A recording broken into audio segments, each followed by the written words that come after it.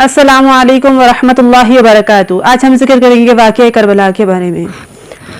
नाज़रीन कराम, जब अमीर मुआविया रज़ी अल्लाह ताला अन्हु के बाद यज़ीद ने हुकूमत को संभाला तो उसने इर्द गिर्द इस्लामी ममालिक में ये पैगाम भिजवाने शुरू किए कि आकर मुझसे बैत कर लें।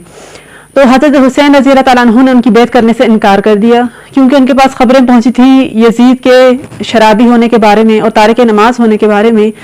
अगरचे मुफ्ती तकी उस्मानी साहब रहमतुल्लाह अलैह फरमाते हैं कि इसके बारे में रवायात कम हैं, लेकिन तारीख में ये मौजूद है कि वो शराबी था और तारिक नमाज था,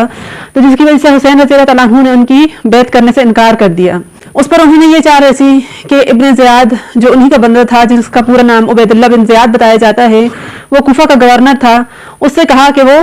ये चाल चलें कि हुसैन रज़ी अल्लाह अन्हु को धोखे के जरिए से कुफा बुलाया जाए, क्योंकि खुद यजीद जो था वो शाम में था और उन्हें पता था कि मेरे बुलावे से हुसैन रज़ी अल्लाह अन्हु कभी भी नहीं आएंगे। तो इब्न ज़ियाद के थ्रू से ये पैगामात पहुंचवाए हुसैन रज़ी अल्लाह अन्हु को कि वो आएँ और अहले कुफा जो हैं वो उनसे बैत करना चाहते हैं और वो यजीद की बैत नहीं करना चाहते, और उनके पास कोई इमामत करने वाला नहीं है, कोई इमाम नहीं है। तो हुसैन रज़ी अल्लाह अन्हु से ख़त के ज़रिए ये गुजारिश की गई कि आप कुफा आएँ और अहले कुफा की इमामत करें और उनकी रहनुमाई करें और आपसे बैत होने के लिए तैयार हैं। तो हुसैन रज़ी अल्लाह अन्हु ने ये सोचा कि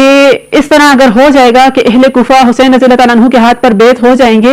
तो मुसलमानों के दरमियान बगैर किसी लड़ाई झगड़े के और कत्ल क़िताल के इस्लामी हुकूमत कायम हो जाएगी। तो लिहाजा उस वक्त जो आपके खैरख्वाह थे, जिनमें अब्दुल्ला बिन अब्बास और अब्दुल्ला बिन उमर रज़ी अल्लाह अन्हु भी शामिल हैं, उन्होंने हुसैन रज़ी अल्लाह अन्हु को ये कदम उठाने से मना किया और फरमाया कि आप ना जाएं, और हमें कुछ लोगों ने तो यहाँ तक ये कहा कि हमें यकीन है कि आपको शहीद कर दिया जाएगा, आप ना जाएं। तो उन्होंने ऐसा किया कि खुद से पहले, उनके आने से पहले उन्होंने अपने चचेज़ाद मुस्लिम बिन अकील रज़ी अल्लाह अन्हु को खबर लेने के लिए भेजा। मगर हुआ ये कि जब अकील रज़ी अल्लाह अन्हु कुफा तशरीफ ले गए तो वहां पर हुकूमत की तरफ से उनको गिरफ्तार करके कत्ल कर दिया गया। तो वो रस्ते में थे जब उन्हें ये खबर पहुंची कि अकील रज़ी अल्लाह अन्हु को कत्ल कर दिया गया है, लेकिन उन्होंने अपना सफर जारी रखा, क्योंकि जो उनके साथ उनके साथी थे, तो उन्होंने ये कहा कि मुस्लिम बिन अकील रज़ी अल्लाह अन्हु के कत्ल का बदला लेंगे या फिर हम अपनी जान भी दे देंगे, लेकिन हम वापस नहीं मुड़ेंगे। लिहाजा ये सफर जारी रहा। लेकिन जब आपको करबला के मकाम पर पहुंचे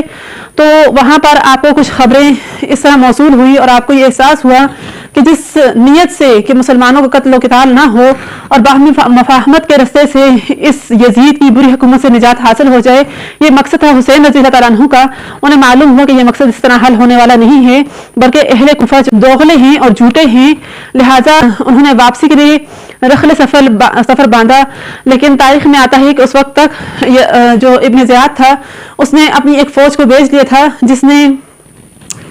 हुसैन रज़ी अल्लाह अन्हु के जो अहले बैत थे और जो उनके हवारी थे और उनको चारों तरफ से घेर लिया। और इब्न ज़ियाद ने ये साथ ये हुक्म भी दिया था कि हुसैन रज़ी अल्लाह अन्हु को गिरफ्तार करके ज़बरदस्ती लाया जाए और उसे मेरे हाथ पर बैत करवाया जाए। तो हुसैन रज़ी अल्लाह अन्हु का मौक़िफ़ उस वक्त ये था कि मैं जो इब्न ज़ियाद है इसके हाथ पर बैत नहीं करूँगा, जो गवर्नर कुफा है, बल्कि मैं खुद शाम की तरफ सफ़र करता हूँ और यजीद से खुद बातचीत करता हूँ, और अगर मुझे समझ आई तो मैं बैत कर लूँगा। लेकिन ऐसा ना हो सका। चारों तरफ से यजीद की फौज ने जब हुसैन रज़ी अल्लाह अन्हु को घेर लिया तो उनमें एक अल्लाह ताला के नेक जो थे बंदे थे, तो उस जो सलार था फौज का, तो उसने ये कहा कि मैं इब्न ज़ियाद से बात करता हूँ और आप यजीद से बात कीजिए, शायद कोई दरमियानी मुफाहमत की राह निकल आए। उसके बाद हुसैन रज़ी अल्लाह अन्हु ने करबला के मकाम से, जहाँ पर आपको ये मालूम हुआ था कि हालात बिल्कुल उसके बरअक्स हैं जैसा कि उन्होंने सोचा था, वहां से जब उन्होंने रहले सफर बांधा कि या तो कुछ लोगों का कहना यह है कि जब हुसैन रज़ी अल्लाह अन्हु जो थे वो वापस आ रहे थे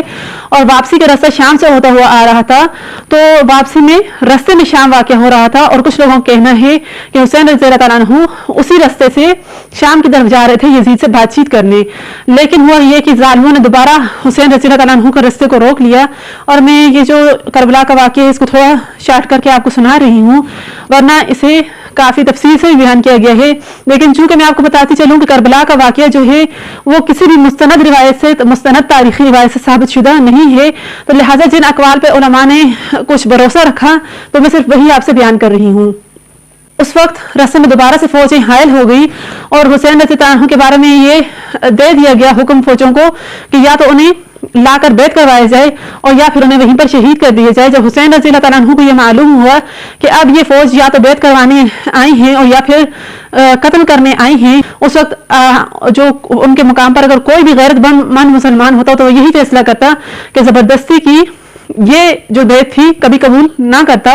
क्योंकि उन्होंने जब ये कर लिया कि अपने दावे से वो दस्तबरदार भी हो गए और शाम की तरफ सफर करने का भी कह दिया और कह दिया कि मुझे समझ आए तो मैं बैत भी कर लूंगा। और कूफा के लिए जो उन्होंने रहले सफर बांधा था, जिसको बुनियाद बनाया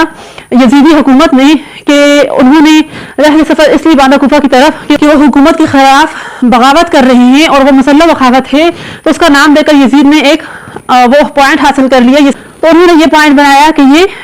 नऊज़ बिल्लाह बागी हैं, बगावत करने वाले हुकूमत की, क्योंकि जो यजीद की हुकूमत थी वो भी एक मुसलमान हुकूमत थी। वो इस तरह तरीके से नवासे रसूल सल्लल्लाहु अलैहि वसल्लम को इस तरह कत्ल नहीं कर सकते थे जब तक कि उनके पास कोई खास खातर ख्वाह दलील मौजूद ना होती। उस दलील को हासिल करने के लिए उन्होंने ये सारा कुछ मंसूबा बनाया और अपने प्लान में कामयाब भी हुए, लेकिन अल्लाह ताला की निगाह में और दुनिया के जहान में भी अल्लाह ताला ने उनको रुसवा किया और अल्लाह ताला के जहान में हमेशा के लिए जलील और ख्वार हुए कि उन्होंने हुसैन रज़ी अल्लाह तआला अन्हु पर ये इल्ज़ाम लगवा दिया कि वो हुकूमत के खिलाफ बगावत कर रहे हैं। हालांकि नबी सल्लल्लाहु अलैहि वसल्लम का फरमान मुबारक है कि जब मुसलमान किसी एक अमीर के खिलाफत पर बैत हो जाएं तो कोई भी अगर उसके बाद उस बैत होने के बाद कोई अगर बगावत करे तो उस बगावत करने वाले को कत्ल कर दो, ख्वाह काए न मनकान कि वो कोई भी हो, कैसा भी मुसलमान हो, उसे कत्ल कर दो। लेकिन हुसैन रज़ी अल्लाह तआला अन्हु का मौक़िफ़ ये था कि उन्होंने चूंकि यजीद की बैत को कबूल ही नहीं किया तो बैत के बाद बगावत होती है, बैत से पहले बगावत नहीं होती, तो वो अपने मौक़िफ़ पर ठीक थे। अब जब हुसैन रज़ी अल्लाह तआला अन्हु को मालूम हुआ कि या तो ये जबरदस्ती की बैत है और या फिर अल्लाह ताला की राह में कत्ल हो जाना है, तो उन्होंने कत्ल होने को तरजीह दी बनिस्बत यजीद की बैत करने से। चुनांचे उन्होंने मोहलत मांगी कि मुझे 2 रकअत नफल पढ़ने की मोहलत दी जाए। ये नवासे रसूल हैं, ये ज़िक्र बतूल हैं कि जो हुसैन रज़ी अल्लाह तआला अन्हु हैं, ये शेर खुदा के बेटे हैं जो सर ज़मीन पर रखे हुए सजदा कर रहे हैं, और ये यजीद की इब्न ज़ियाद की फौज है कि जिन्होंने उनका सर कलम कर दिया। और फिर उनके सर को जब लाकर यजीद के दरबार में रखा गया और यजीद अपनी लाठी के जरिए से उनके होंठ पर मस करने लगा, तो एक सहाबी रसूल सल्लल्लाहु अलैहि वसल्लम वहां पर मौजूद थे। वो चीख उठे कि बदबख्त ये क्या करता है, मैंने कई बार इन होंठों से हुजूर सल्लल्लाहु अलैहि वसल्लम के होंठों से मस होते देखा है, तो इन होंठों को छड़ी से मत छू। जब वो होंठों को मस कर रहा था तो ये कह रहा था कि ये क्या ही खूबसूरती है और क्या ही खूबसूरत होंठ हैं, और क्यों ना होते हैं, क्योंकि फातिमा रज़ी अल्लाह तआला अन्हु के, हसन रज़ी अल्लाह तआला अन्हु और हुसैन रज़ी अल्लाह तआला अन्हु के बारे में आता है कि एक सीने से निचली जानब यानी धड़ की जानब नबी अलैहिस्सलाम के मुतशाबे थे और दूसरा सीने से ऊपर की जानब नबी अलैहिस्सलाम के शबाहत रखते थे। चुनांचे बख्त ने हुसैन रज़ी अल्लाह तआला अन्हु को शहीद करवा दिया और फिर तमाम जो अहले बैत थे उनको भी शहीद कर दिया, मां सवाए ज़ैनुल आबिदीन रज़ी अल्लाह तआला अन्हु के कि वो हसन रज़ी अल्लाह तआला अन्हु के बेटे हैं, उनको छोड़ दिया और जितने भी तमाम अहले बैत थे हुसैन रज़ी अल्लाह अन्हु के, उनको भी कत्ल कर दिया। और फिर जो बाकी ईमानदार लोग बच गए थे तो उन्हें यजीद की दरबार में लाया गया और उसने उनको तोहफे तहाइफ वगैरह देकर रुखसत किया। हालांकि जो बढ़ा चढ़ा के मसाले लगाकर बताने वाले हैं वो ये कहते हैं कि नाउज़ बिल्लाह जो अहले बैत थे उनकी चादरें उछाली गई, ज़ैनब रज़ी अल्लाह तआला अन्हु के दुपट्टा उतर गया, तो क्या ये अहले बैत से मोहब्बत का इजहार कर रहे हैं या उनकी इज्जतों को उछाल रहे हैं? अरे कैसे नादान लोग हो कि अगर कोई बाइज्जत बंदा है उसकी इज्जत उछाल दी जाती है तो उससे इस कदर बेइज्जती नहीं होगी जितना कि अगर आप उसकी इज्जत के उछालने को ज्यादा से ज्यादा बयान करेंगे तो उसकी बेइज्जती होगी। इस तरह का तो कोई वाकया मुस्तनद रिवायात से मिलता भी नहीं, तो फिर भी ऐसा क्यों बयान करते हो? ऐसा कुछ भी नहीं हुआ था। अहले बैत की औरतों की असमतों पर हाथ नहीं डाला गया था। वो एक मुसलमान हुकूमत थी। हाँ, अगरचा वो इंतहाई जालिमों की हुकूमत थी, ऐसे जालिम के जो इस्लामी तारीख पर दबा हैं उनकी हुकूमत थी कि ऐसा कभी तारीख में हुआ नहीं किसी मुसलमान हुकूमत के हाथों से हज़रत मोहम्मद सल्लल्लाहु अलैहि वसल्लम के खून,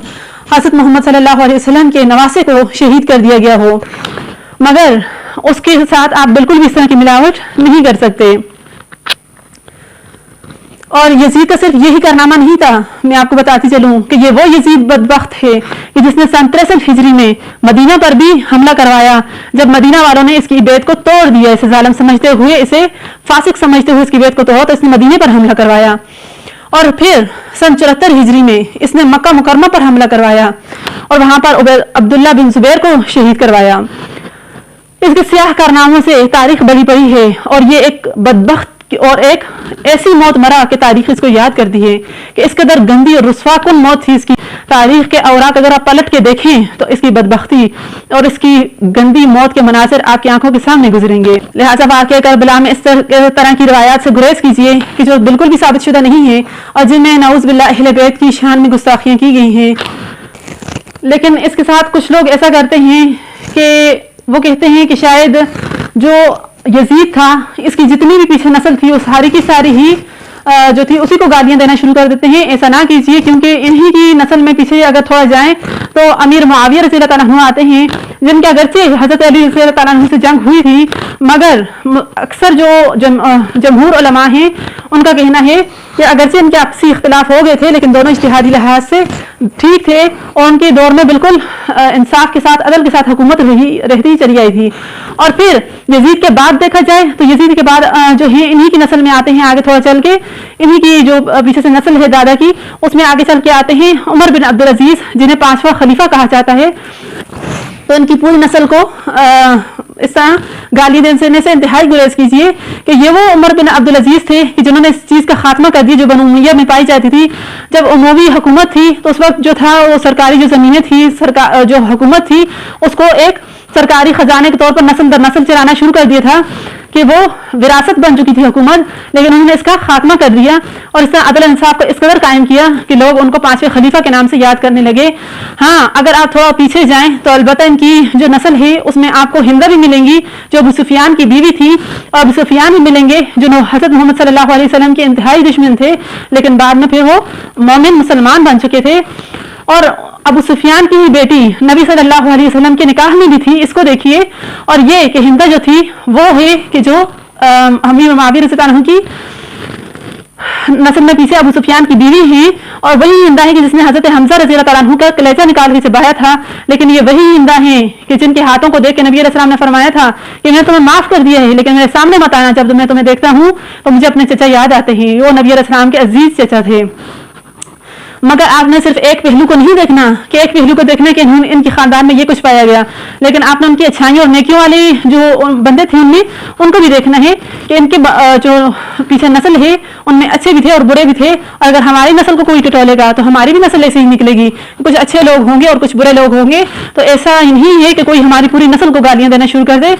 لہٰذا اس طرح کی حرکتیں کرنے سے گریز کیجیے. پھر اموی جو حکومت تھی اس کا خاتمہ ہوا تھا بنو عباس ہی جو تھے ان کی حکومت سے. لیکن بنو امیہ کی حکومت تو ختم ہوئی تھی کسی حد تک مگر مکمل طور پر کہا جاتا ہے ختم نہیں ہو سکی تھی کیونکہ انہوں نے اپنی الگ سے ایک حکومت قائم کر لی تھی اور بنو عباس کی الگ سے ایک حکومت قائم رہی. لیکن یہ ہے کہ ظالم کا انجام بہت برا ہوتا ہے. تاریخ کو اگر آپ کھولیں شجرہ نسب کو اگر آپ کھولیں تو آپ کو معلوم ہوگا کہ بنو عباس ابھی تک چلتے ہی آئے لیکن ظالموں کا نام و نشان مٹ گیا. بنو امیہ میں سے کوئی بھی باقی نہ رہا. اور جو نبی علیہ السلام کے سب سے زیادہ شدید دشمن تھے ابو لہب جس کے بارے میں سورہ لہب نازل ہوئی آپ ذرا ان کا شعر نسب کھول کے دیکھیے آپ کی آنکھیں کھلی رہ جائیں گی. ابو لہب کی نسل میں سے اسی دور میں کوئی باقی نہیں بچا کیونکہ اللہ تعالیٰ کا فرمان مبارک تھا کہ ان شانئک ھو الابتر کہ بے شک تیرا دشمن نامراد رہے گا بے اولاد رہے گا. لہٰذا نبی علیہ السلام کے ساتھ جس نے دشمنی کی وہ صفحہ ہستی سے مٹ گیا خواہ وہ کوئی بھی تھا.